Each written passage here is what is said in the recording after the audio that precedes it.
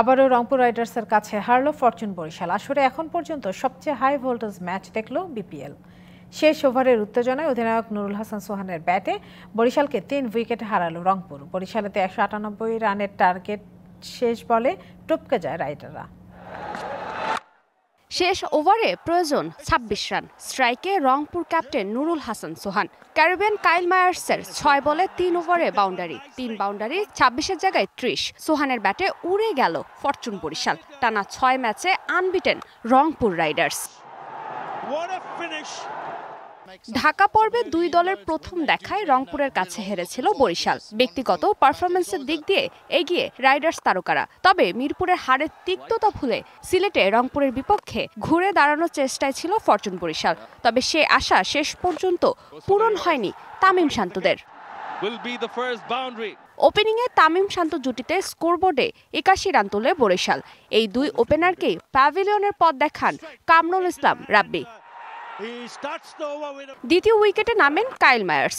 ক্রিজের অপর প্রান্তে তাকে সঙ্গ দেন তাওহিদ হৃদয়। তাদের ব্যাটে ভর করেই স্কোরবোর্ডে 150 রানের কোটা পার হয় ডিফেন্ডিং চ্যাম্পিয়নরা। ব্যক্তিগত 23 রান তোলার পরই হৃদয়কে সাজ ঘরে ফেরান আকিব জাবেদ। হৃদয় আউট হওয়ার পর তার জায়গায় ক্রিজে আসেন মাহমুদুল্লাহ। তবে তিনি ছুঁতে পারেননি 2 অঙ্কের কোটা।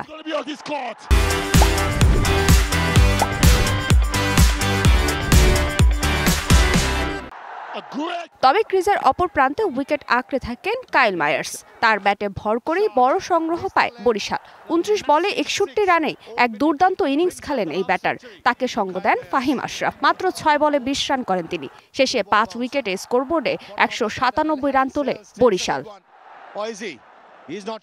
জবাবে ব্যাট করতে নেমে শুরুটা ভালো হয়নি রংপুরের। ইফতেখার আহমেদের 36 বলে 48 রান এবং খুশদিলের 24 বলে 48 রানে লড়াই করে রংপুর। তবে শেষ দিকে মাত্র 2 রানের ব্যবধানে 3 উইকেট হারিয়ে চাপে পড়ে রাইডার্সরা। সেই বিপদ থেকে উদ্ধার করেন নুরুল হাসান সোহান। শেষ ওভারে জয়ের জন্য প্রয়োজন ছিল 26 রান। সেই অসাধ্য সাধন করে কাইল মায়ার্সের একের পর এক বাউন্ডারি ওভার বাউন্ডারি মেরে দলের জয় নিশ্চিত করেন রাইডার্স অধিনায়ক। ফারজানা জাহান প্রিয়া, ডিবিসি নিউজ।